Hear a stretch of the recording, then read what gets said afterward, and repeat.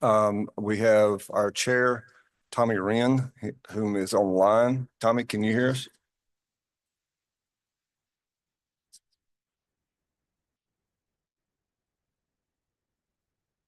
If you're talking, you're on mute. Yes, Dr. Fisk, I'm here and I can hear you. All right. If you will, I'll turn the meeting over to you, sir. Okay, well, I appreciate it. I'd like to call this meeting of the Arkansas Livestock and Poultry Commission to order. And I think the first business is to call the commissioners. So is Dr. Bill Hewitt online or present? I believe he's absent. Okay. Mr. Marcus Creasy?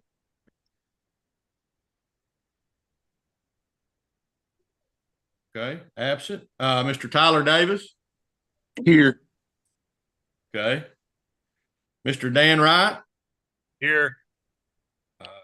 Self, Dr. Sarah Throne? Absent. Mr. Chad Chester? I'm here. Okay. Dr. Mike Pallone? Here. Mr. Bruce Mallett? Here. So I guess we're missing 3 commissioners, Director Fisk, but we have enough.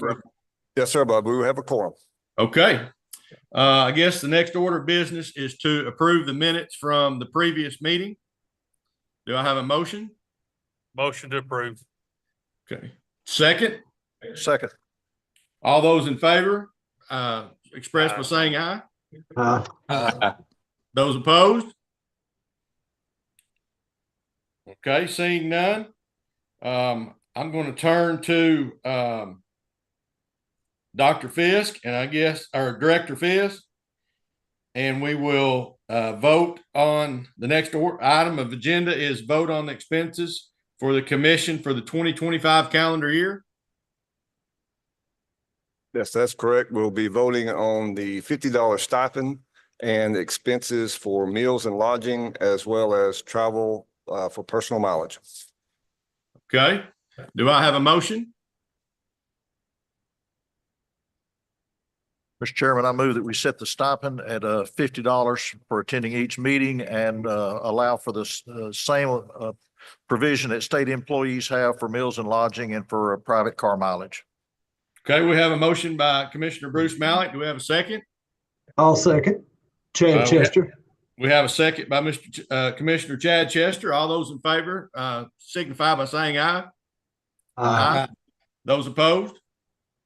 Okay, hearing none, that passes. Next is review agency reports. So we will start with accounting. Is that correct? Yes, sir. Mr. Chairman, if the board will allow, I'll give that report on behalf of Mr. Zaki. Sir, please do, Director Fisk. Okay, our report for this quarter is good. At the end of our second quarter, which ended in December, we finished with a combined revenue balance of $14,816,621. We have a very strong position to go into our third quarter. So with that, everything looks good. No issues that I am aware of, sir. Okay. Do we need a motion on that, Director Fisk? Yes, sir, to accept that. Okay. I ask for a motion. I'll make a motion to accept that. Okay, that's Commissioner Dr. Mike Pallone. Do I hear a second? I'll second that. Dan Wright.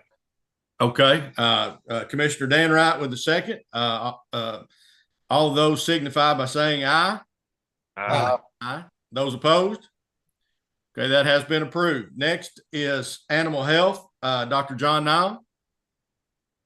Good morning. Thank you, sir. Welcome everybody to this meeting. It's always a pleasure to come down here for the Fair Managers Association as well. But commissioners, you have your report there. I'm just going to hit the highlights. If you have any questions, I'll be able to entertain those. But first of all is to help with the veterinary shortage in the area. We have that veterinary medical loan repayment for students. That is going through the processes now. I've given you a map there of the rough draft of the areas that we have. We're able to nominate 6 in the state, and we have all those nominated now. We should find out in February this month, the ones that we've been approved for, and I'll give you a better map of those and details where those are. Some other veterinary medical committee information that we've been working on is we're planning to launch a new website and a database February at the Arkansas Veterinary Medical Association meeting in this very building right here next month. So we moved along on that. Our IT department, I'm glad Jeffrey's here is to hear me dote on him a little bit, but they jumped in and built us a new website and a new database that's going to help us with our veterinary licensing program.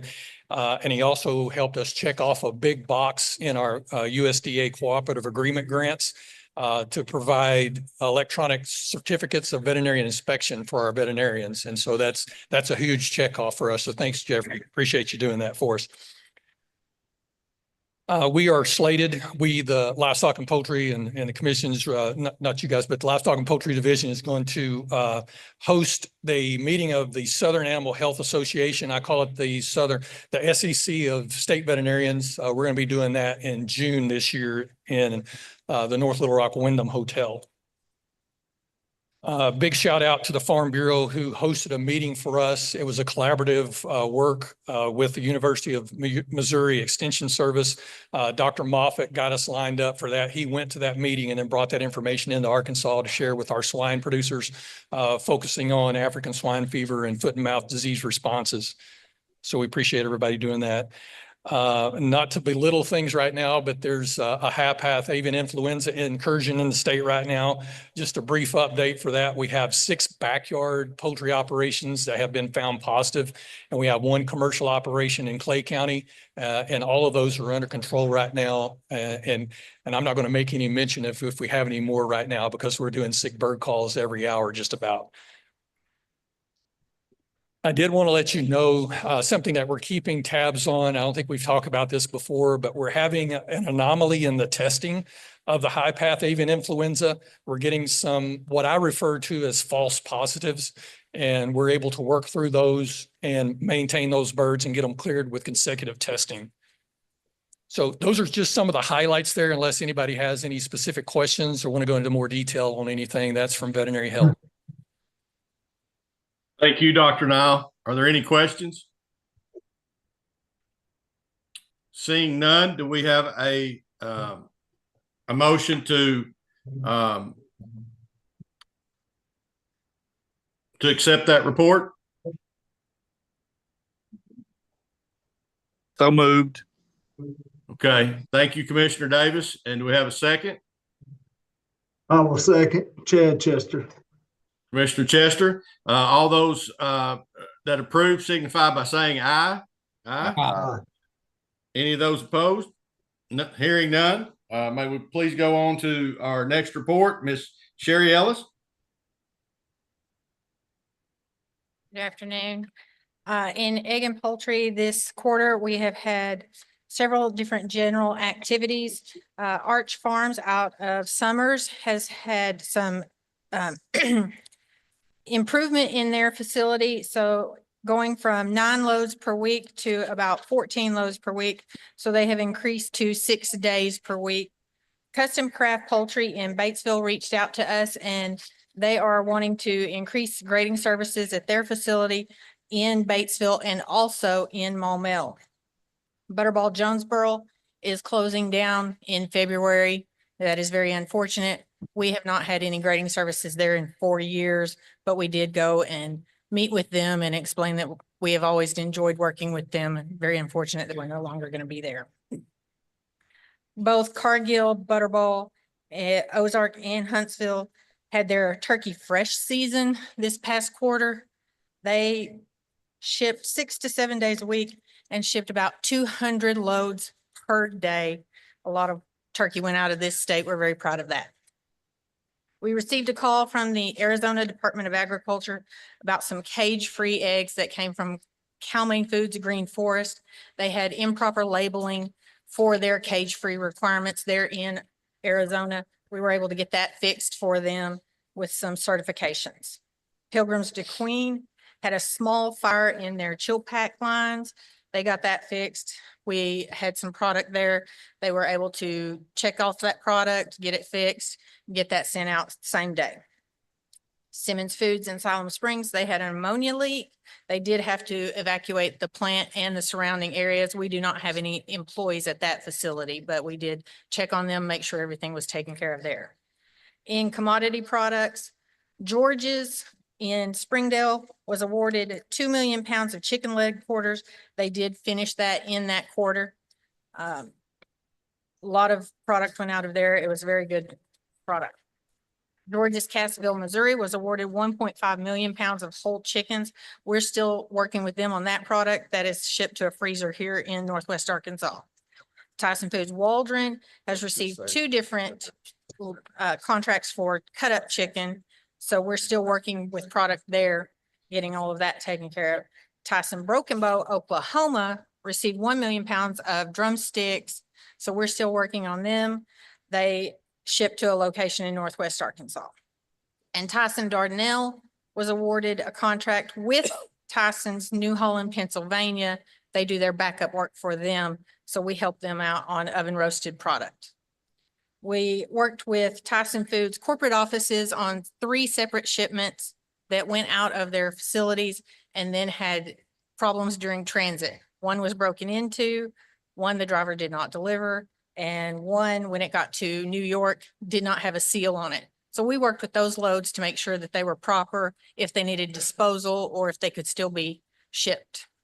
We also worked with Crider Foods on a load that was delivered here. The pallets shifted during transit, so we made sure that product was still satisfactory and got it sent to the food banks.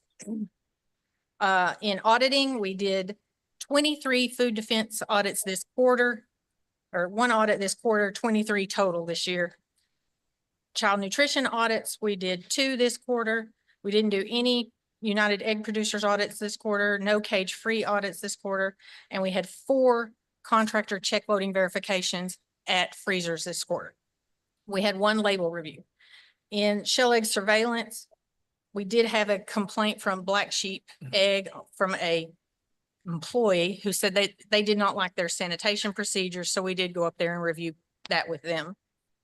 And we received a call from the Arkansas Department of Health on a meat market in North Little Rock of some eggs labeled as premium beef eggs.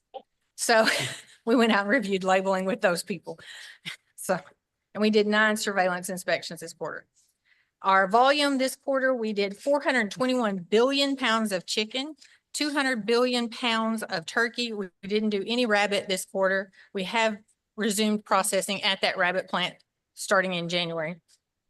1.2 million cases of eggs this quarter.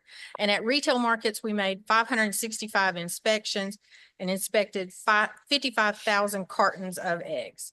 I did participate in the National Egg Regulatory Officials State Egg Law Committee meetings, and Tillman and I both participated in a job fair at Morrilton High School. We met 275 students. It was a very good job fair. We were very proud of that. And then we had the Turkey Week proclamation signing in November, and that was a very good turnout. We were very proud of that. That's all I have. Any questions? Anyone? Thank you. Thank you, Ms. Ellis, for that egg and poultry report. Director Fisk has informed me that we do not have to vote after each one. So with that being said, I would like to call Dr. Sharon Pulla with Laboratory Services to give that report, please.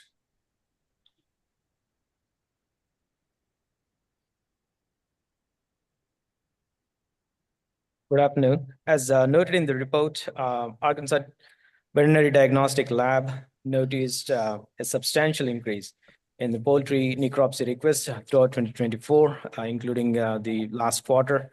So over the course of the year, we received about 70% increase in submissions from both backyard and commercial poultry entities. Reasons could be higher incidence of diseases, increased surveillance, and also increased commercial production. But this also is a testament to our ability in providing effective and quality services at the Arkansas Veterinary Diagnostic Lab. After years of fighting with an aging equipment which needed frequent repairs, we were able to acquire a new incinerator in November of 2024. We used USDA's National Animal Health Laboratory Network provided grant resources to purchase this equipment. As you notice in the table provided here, the average burn rate has increased substantially. And while we replaced the incinerator, we also pursued a different propane contract where we effectively reduced the cost of fuel by about 50%. We are continuing to improve our efficiency by modifying the way we use this equipment and help reduce the cost of our work. Our molecular diagnostic lab and also the serology team have noticed a substantial increase in the number of tests that we performed over the last quarter. Both teams noticed a surge in requests for avian influenza and also mycoplasma. Serology team also performed vaccine titer checks of about 30,000 tests. We continue on the path of modernization and improving the efficiency of our equipment in the laboratory services. Clinical pathology team replaced an aging equipment, which used to cost us about $25,000 to $27,000 in maintenance and repairs. And we replaced it with a cost-effective technology, which was much less than somewhere around $20,000 just to get the equipment itself. So we are hoping to build upon the modernization and acquire new technology, which is much more helpful to our clients. With that, I complete my report. If you have any questions, I'll be happy to answer. Thank you. Thank you, Dr. Pullen. Now, if Mr. Blake Walters would give us livestock field and markets report. And let me say the livestock markets are hot. I'm seeing some reports of cattle sold, and it's I hadn't seen it in my 48 years. It's pretty impressive. We definitely are seeing some good prices. Supply is still down nationwide, and we are seeing those good prices. That was one thing I've included in your reports today, this is only Arkansas markets, but some of the totals for the last 3 months, they're pretty similar to what normal, but obviously we saw quite a few cattle come to town a little earlier this year, especially with the dry conditions at the end of the summer, and obviously the prices being good, people went ahead and culled instead of hanging on. But depending on the people's plans, we are seeing several vaccinations out of it for calf hood, for brucellosis. We got a lot of people maintaining some heifers and keeping heifers back and doing some other things because they're excited about these prices and wants marketing for breeding stock, obviously, and Dr. Plone and others may be seeing this too. They're wanting to get them backgrounded very well and get them ready to go. I was going to report the week before the snow hit, that Tuesday and Wednesday, we actually had a big run. Green Forest had 3,000 head, and Harrison had almost 2,600 head. So we had quite some big sales right there before the weather kind of turned, and then of course everything fell off a little bit. But obviously already it's picking back up. So, is there any questions on some of the market numbers? I think it's pretty well laid out there. I did include a written report that wasn't in your email, but it was right here. But I just recapped a couple things due to time constraint. Last time we didn't go over a couple things, but I couldn't remember if I had gave you the numbers. So chuck wagon races at Clinton, we ended up with just a little over 5,000 head of equidae there, and we did have a good year there this year. We did have several compliance issues, but luckily it was things we could get fixed on site. Luckily we have a accredited veterinarian that helps us out there and gets everything in shape. We're still have people show up without a Coggins. It's not just health papers. So, but it's amazing to see, since we've been doing very intensive checks and working with people, it's coming around, and the electronic technology is helping immensely too. There's several instances where they didn't have their paperwork, but we were able to get with the veterinarian electronically and they could send the paperwork over. They had just seen the horse, the week before, but they didn't write them a health paper. So we're working through some of those things, but we're seeing a lot better quality. And I apologize that that's kind of had already happened, but I got tickled. I did include that in there for you. The ones up there this year decided to start keeping up with dogs coming in too. So they had about 1,100 dogs brought in also. So thought y'all might enjoy that. Moving on, Dr. Niles has already touched on High Path, but I'm very proud of my staff. We've been very busy. Like we said, we got quite a few sick bird calls going on, and we're having to send inspectors out and check on some of those. Some of those we can kind of rule out before, but we definitely want to make sure, because it's very important that we catch that and get that under control. And as he mentioned, the premise that's already there, we've got some inspectors that will be working on site there for a while to make sure that that is under control and taken care of. Jumping on down, EID tags. I know everybody's still hearing about it. There's still a lot of bad information out there. It is getting better, but we are still doing right before end of fall and holidays hit. We were doing quite a few cattlemen's meetings. We did get around and do a lot, kind of River Valley area over and even Lawrence County and jumping back down. So I think it's going well. And jumping ahead, obviously, we're planning on being at the area conferences this year, and then we'll be at the VMA meeting, Arkansas VMA at February, to talk some more about this. We have been working with Farm Bureau and Cattlemen's and others, talking about questions they continually are getting. And so we did actually, I'd included that in your packet today. We actually have a flyer, obviously some of the information. Appreciate Dr. Moffitt. He did a lot of this work. It's similar to some of the publications you've probably seen from USDA and others, but we try to capture some of the common questions that Michelle and others were getting to try to help move that along. The big thing they've been getting here lately is they're still convinced that they have to tag everything on their farm, and that is not true. As most everybody at this point knows, here probably, the tagging itself has not changed. It's just the type technology that's using and then trying to. So if you have any questions about that or have any feedback on that, please let me know. But I wanted to include a copy of that for you. Look, we are posting that at all the markets, and we will have that available to disseminate. And then we're also putting some links in there that can tie you back to our website for more information.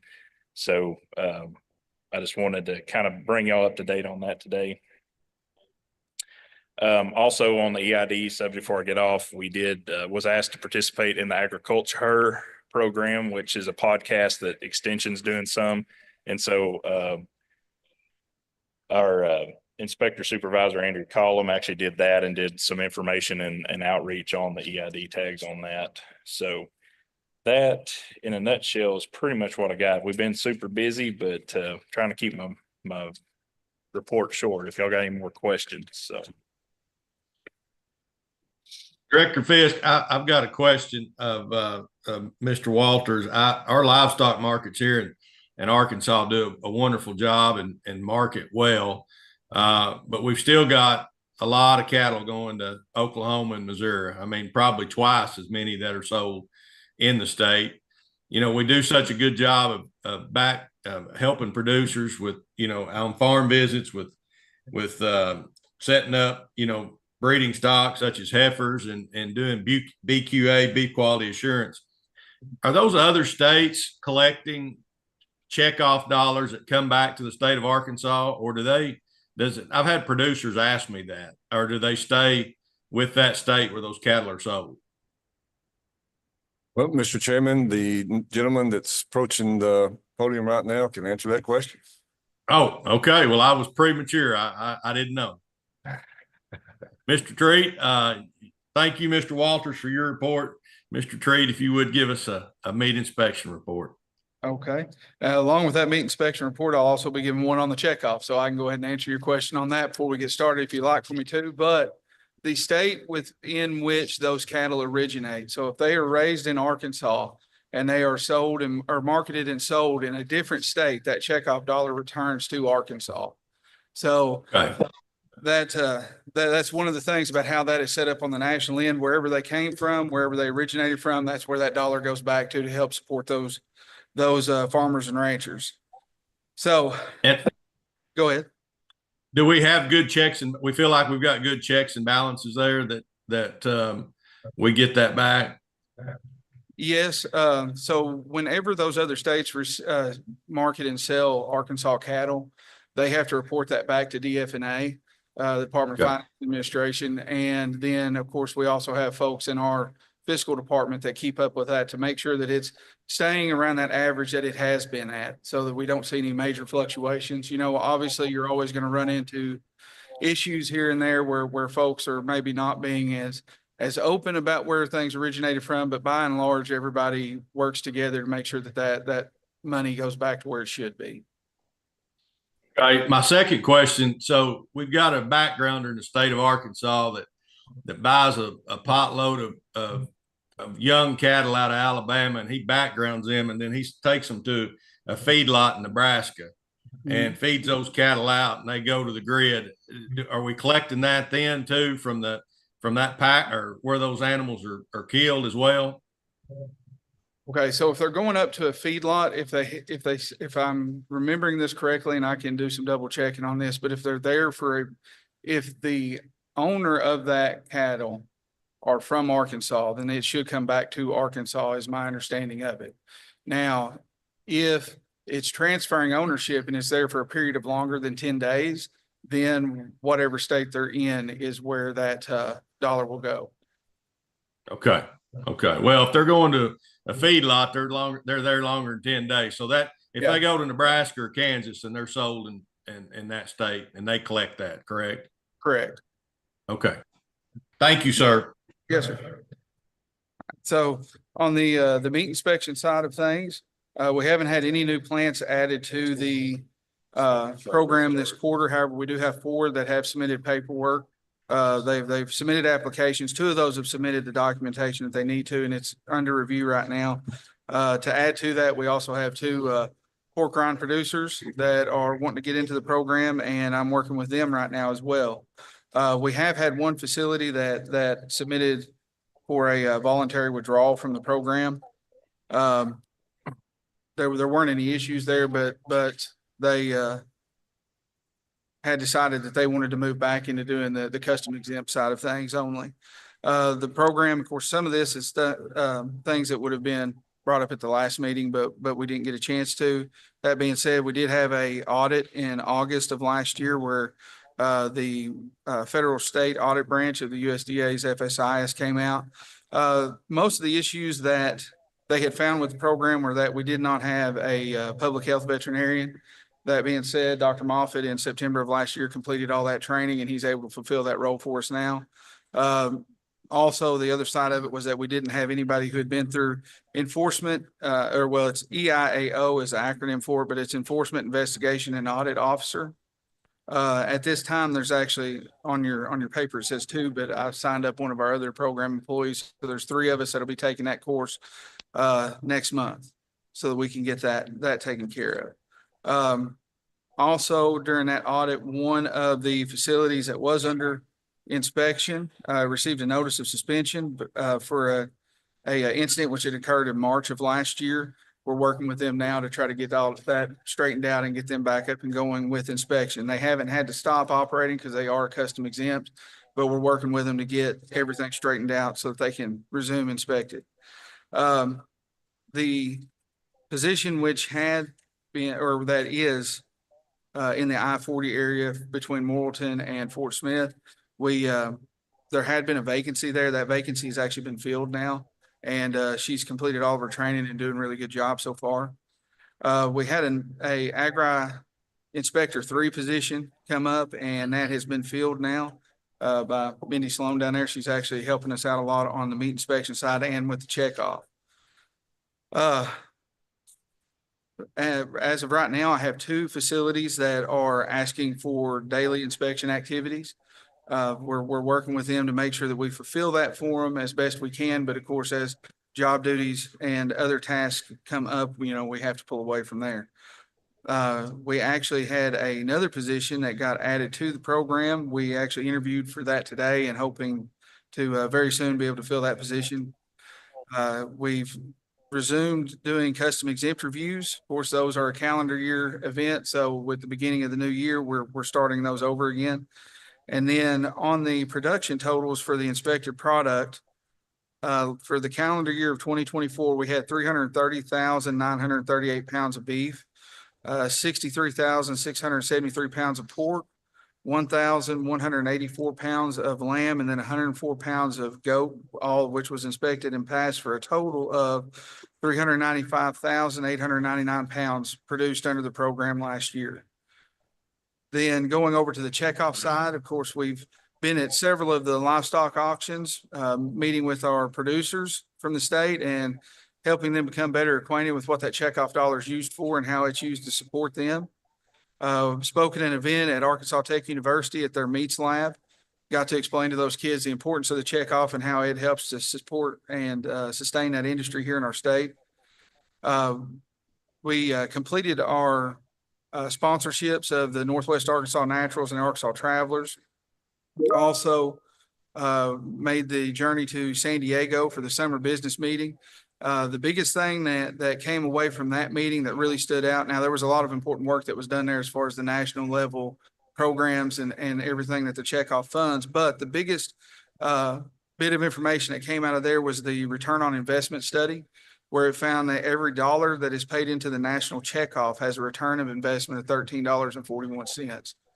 So that, of course, is pretty big news that we hope to really spread around to our producers so that maybe that dollar doesn't hurt so much. But right now we're getting ready for the winter business meeting that'll be in San Antonio starting on February 3rd. Mindy has put in a lot of hard work. She delivered fair kits across the state, got those put together, had a event at the White County Fair Board, or that the White County Fair Board had asked us to supply them some things for a special cattle show that they had there. Helped out with an event in Highland, Arkansas, the Highland School District, for an Ag Day where they had over 500 kindergartner through fourth grade students that came through. And then we also had the best burger contest that the Beef Council put together. That being said, the winner was finally selected, and it was Bailey's Family Restaurant out of Cave City. It was their caveman burger that won. It was it's got a 2-pound patty, and it's got a bun and all the fixings to match it. And if you'd like to see it, I have photographic proof from where I ate the whole thing. But let's see here. At the close of that contest, so here's the important part of that. At the close of that contest, there were 2,760 different individual nominations. So then aside from that, for the Beef Council's website, the nomination website and the council's website, we had over 10,473 people go into that website during the month of September. So we got quite a bit of digital traffic there anyways, at least acquainting people with the council and what it is that they do. Then I made the journey to Denver for the executive director orientation that they have up there with the National Cattlemen's Beef Association. And then, of course, that's for all new executives, directors, and council members. And so what it really does for us is it helps us to get acquainted with all the different national organizations, figure out how they all work together, and figure out who points of contact for anything that we need from them. And then we have a meeting scheduled for next Thursday where we're going to start discussing the rules and how we're going to run next year's burger contest. So that's all that I have, is unless anyone has any questions for me. Back on the Yes. state meat inspection. Yes. How many facilities do we have in the state? As of right now, we have 7. We have 7 in the state. We have, of course, the 4 others that have applied for it. 2 of those, of course, have turned in their documentation, plus the additional 2 that are pork rind producers that would like to do it under inspection. So depending on how that goes, we could go anywhere from 7 to 12 or 13, if they decide to carry through with it. Is there any other questions? How do you get to be a judge on the burger eating contest? Well, that's one of the things we've got to figure out for this next round. So we had intentions of having a council member and a member of cattlemen's go to each one of the facilities to try the burger, but for time crunch reasons and some other things, we just kind of had to, whoever we can get a hold of, go up there. So, but that's one of the things I'm thinking we're hoping to address next week whenever we have that meeting. Well, Commissioner Pallone, I will say that you're welcome to. Tillman sent me a text with that picture bragging about eating that 2-pound patty. And I said, "You're going to regret that." Several hours later that evening, he said, "Yes, sir, boss. I regret that." You were correct. Yeah, yeah. Needless to say, all the way home, I was sweating and it didn't stop. Is there anything else? Thank you, Mr. Treat. Next we have Mr. Kevin Simmons for an MPIP report. Thank you, Mr. Chairman.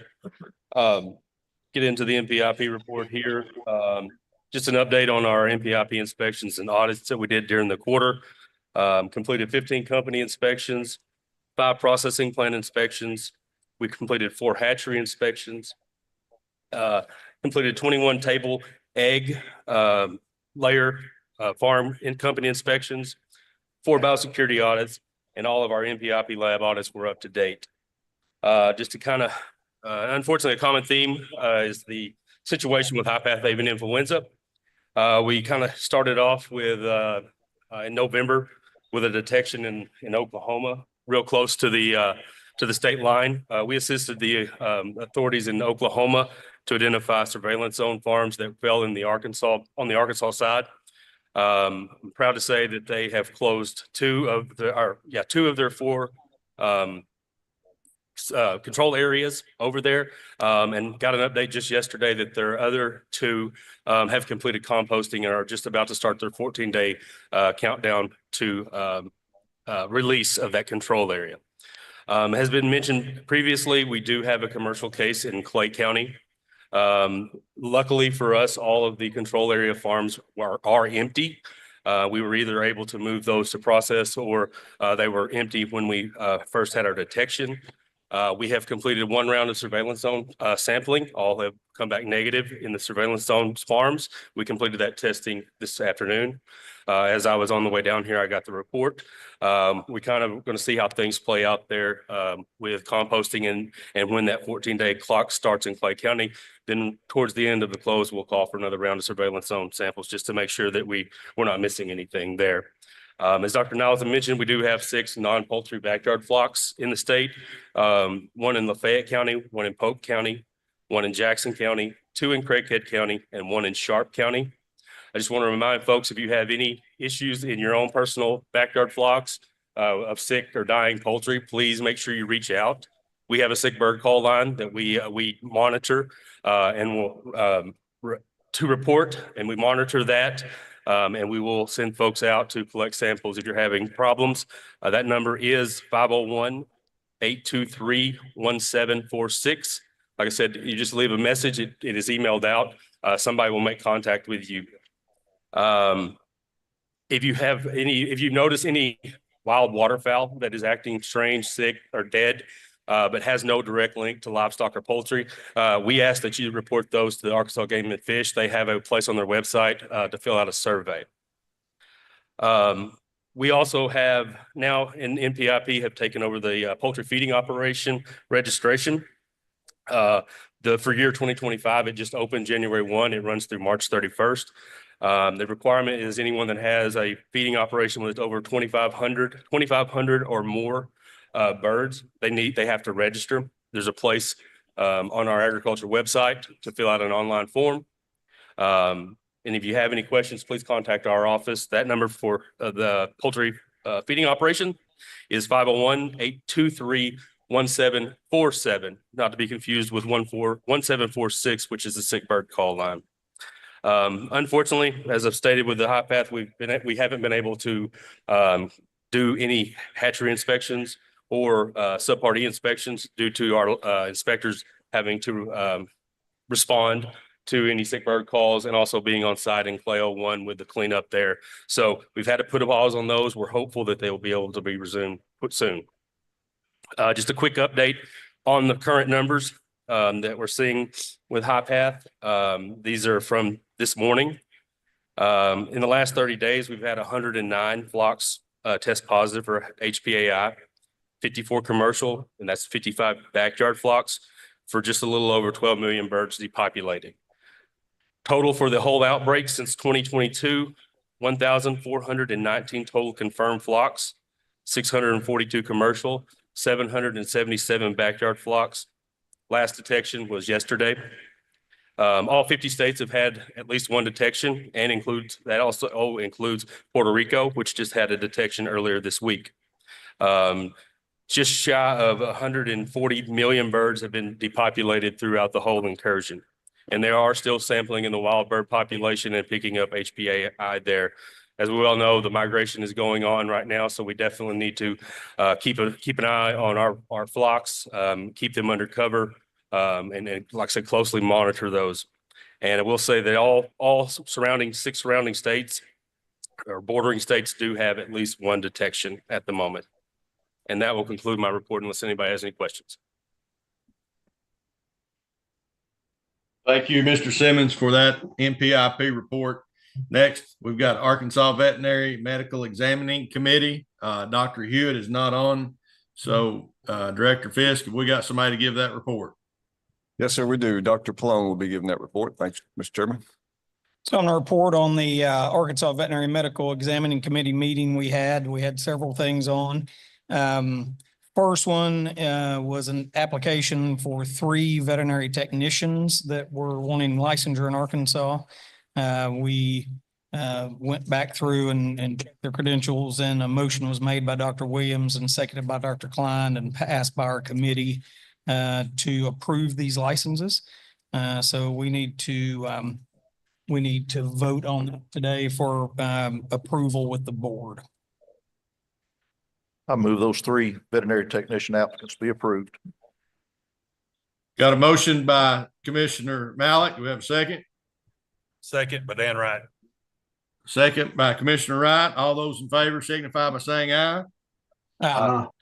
Those opposed? Those are approved. All right, next order, there was no application for corporate practices this go round. We did have 6 applications by endorsement for veterinarians, licensure for veterinarians. Again, we scrutinized these veterinarians, and we've got 6 by endorsement and 5 by reciprocity. And so we had examined all these, and a motion was made by Dr. Connor and seconded by Dr. Williams, and passed to recommend all 11 veterinarians be approved for licensure in Arkansas. So we will need it. I move that we approve all 11 veterinarians from the state of Arkansas. Commissioner Mallett, second. We got a motion and a second. All those approved by signify by saying aye. Aye. Those opposed? Those are approved. All right. And we're going to get down to the complaints. Our first complaint is going to be tabled today. It's docket number 2024-04. There's some pending work going on that one, so we're tabling that one for today. Our next docket was docket 2024-07. Arkansas Code 17-101-305, which is incompetence, gross negligence, and malpractice. It was a complaint filed against the respondent that the complainant had taken the dog in for a tail amputation, and there was some complications with the surgery that had followed up. We went back and reviewed the case, and a motion was made by Dr. Connor and seconded by Dr. Bill Hewitt and passed by the board to recommend that the Livestock and Poultry Commission dismiss this case because no violations were seen. So we'll need to vote on the dismissal of 2024-07. We have a motion. I move that we dismiss that violation complaint. We got a motion by Dr. Throne. Do we have a second? I'll second. Chad Chester. Second by Commissioner Chester. All those in favor signify by saying aye. Aye. Those opposed? All right, we'll move to docket number 2024-09. This was a complaint claiming that a veterinary technician was making diagnosis when not appropriately certified. The complaint was made when a dog's tail was injured, and a veterinary assistant had supposedly claimed to be a veterinary technician. That case was reviewed and for a couple of reasons, but the veterinary committee really has no jurisdiction over non-veterinarian or non-CVTs. And we also made a motion, Dr. Connor and seconded by Dr. Williams, and passed that the complaint be dismissed because there was no violations of the Medical Practice Act. So we'll need to vote on that as well for 2024-09. Here, do we have a motion? I'll make a motion to dismiss the allegations of 2024-9. Chad Chester. We have a motion by Commissioner Chester. We have a second. I second Bruce Mallett. Second by Commissioner Mallett. All those in favor signify by saying aye. Aye. Opposed? Okay, that passes. All right, next is docket number 2024-11, Arkansas Code 17-101-305, incompetence, gross negligence, or malpractice. The complaint was made after the complainant took their cat for a teeth cleaning. There was some extenuating after the dental work was done. We reviewed this case again extensively, and a motion was made by Dr. Hewitt and seconded by Dr. Connor, and passed to recommend that the Livestock and Poultry Commission dismiss this case as well. Need a motion? Dan Wright, I move that we dismiss docket number 2024-11. Have a motion by Commissioner Wright. Do we have a second? I'll second Chad Chester. A second by Commissioner Chester. All those signify by saying aye. Aye. Those opposed?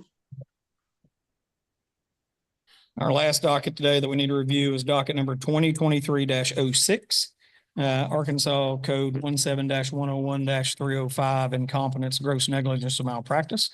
The complaint was filed after the complainant had taken her parrot to the respondent for an international health certificate into Mexico. The complainant had had the health certificate denied multiple times, and the complainant came out saying that it was the respondent's fault.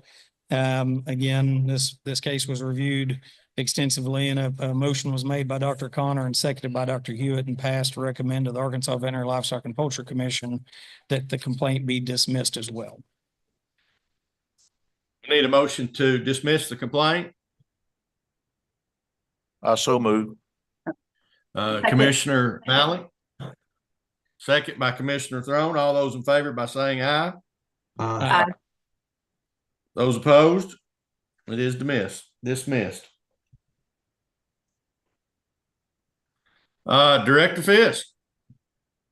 Thank you, Mr. Chairman, commissioners, members of the audience. Thank you all for being here.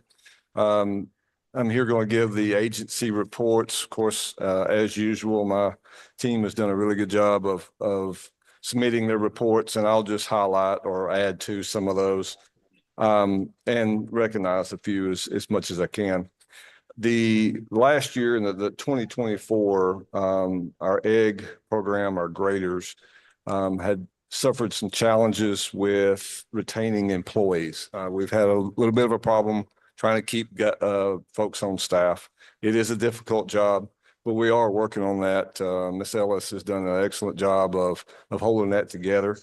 So appreciate her work. Everything is fine with just a little short staff, and employees are having to work extra hard to cover all of those vacancies. So appreciate all the work there. Can't reiterate enough the work that was done and being done currently this year as well as last year with AI. As you can imagine, this is takes a big team to accomplish what we've accomplished, to make sure that we're quarantining, that we are maintaining, that we are eliminating this virus in the state of Arkansas. Currently, like Mr. Simmons made mention, we got 7 cases. One of those is commercial, which is a pretty large one. 6 of those are backyard. That's been our main challenge this year. Evidently, the virus is pretty hot in our wild bird population. all of those 6 cases that I'm aware of have been breaches in biosecurity. So we can't emphasize more than possible that biosecurity is your first line of defense and your utmost importance to keep your small backyard and private free-ranging birds safe. So don't bring home any sick animal or sick birds that you see. I know we have compassion against with these animals, but let them lay. That's when you bring them home, that's just going to cause some problems. So with that, I would like to kind of mention some folks. Blake's team's done an excellent job. And I know I'm going to miss some folks, but I want to make sure we make mention of the supervisors that are in the field doing this job: Lauren Teague, Andrea Collum. And then we have site manager, Ibram McClure, and then Brian Gibson have been working tirelessly. As a matter of fact, before the snow hit, they were ready to go. It didn't matter if it was 12 inches of snow or it didn't matter to them. They were wanting to continue. And that speaks a lot of volume for the dedication of our guys. They want to get this done and make sure Arkansas is safe. And don't want to forget Dr. Niles. He is the one that's heading up this event. Dr. Moffitt, Kevin Simmons, and appreciate the lab, Dr. Pooley's team, and what they've done every day. Sick bird calls, those are coming in pretty regularly. So we appreciate all their efforts. And I just wanted to make sure that that's publicly announced that I'm proud of our team. We've done a good job. Mr. Chairman, I just want to add to your question on out-of-state payments on the checkoff. We do receive regular checks. 3 cents, or I guess 3% of that dollar is administrative fee taken off the top from DF&A. So we do receive those checks. We send those to DF&A. They take their cut and they send it back to us. So that we do get those regularly. As a matter of fact, if I remember, Tillman might correct me here, but last year I did see a check from Alaska. So we had some cattle that made their way to Alaska. So I don't know how they did it, but they got there. So Tillman has had some challenges himself, done a good job. We are currently right now checking plants, inspecting plants for standards to meet the CIS program, or the Cooperative Interstate Agreement. We're trying to move towards that. That gives our plants another tool so that they can sell their product, Arkansas product, across the state line. So we hope that encourages more to get involved. But that's just another tool that they are able to accomplish if they pass inspection. Go over I think Mr. Simmons mentioned this, PFO registration. He's taken that over. We reported last year that we had some complications from that. That was a new program that's been moved from Natural Resources to us. It went from the growers reporting at each conservation district to 100% online. So that's posed a little bit of an issue. However, we've had more register the first 2 weeks of January than we did up to almost March of last year.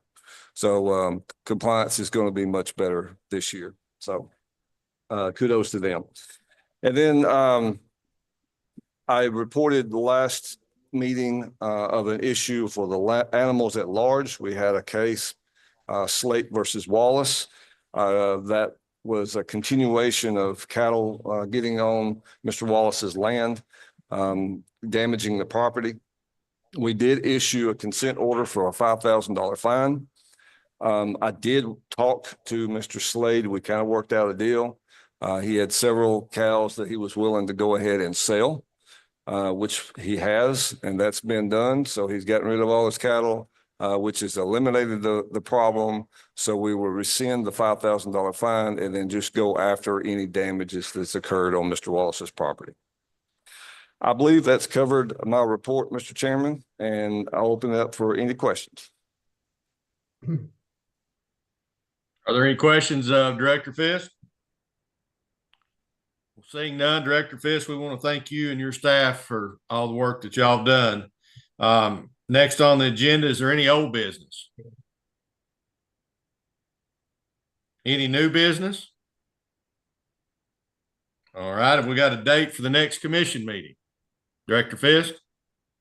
We do not. That would be a open position. That would be something that, whatever open is up for, I guess, April, be April.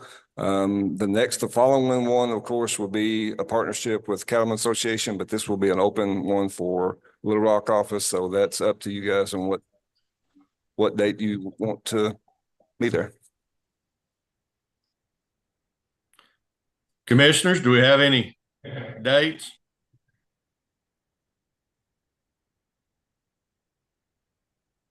If not, Director Fisk, will you? I was just gonna say, we're looking April. That's correct. That's correct. If we can avoid that first full week in April, the week of the 7th. So far, the other times are looking decent for me.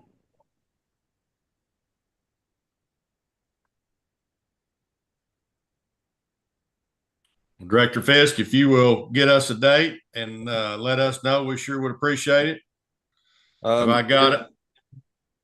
Go ahead, Mr. Chairman. No, go ahead. Typically, we try to meet, and again, this is completely up to the commission. What you want to do is usually on Thursdays. That would be the 10th. However, if Dr. Throne is not available, we can accommodate a Monday meeting on the 7th. No, I'm out of the country that whole week. Oh, you're out that week. That week. All right. Yeah. So what about the 17th of April? 17th is perfect.